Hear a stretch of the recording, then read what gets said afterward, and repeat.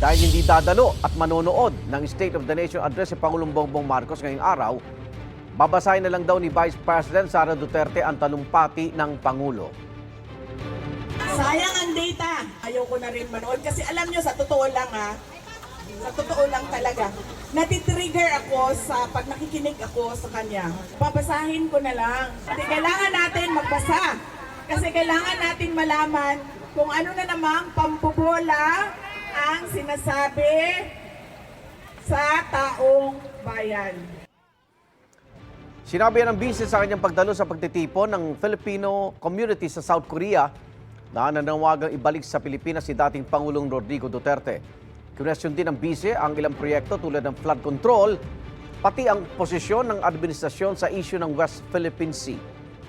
Sinusubukan pangkunan ng pahayag ng Malacanang ukol sa mga pahayag ng Vice.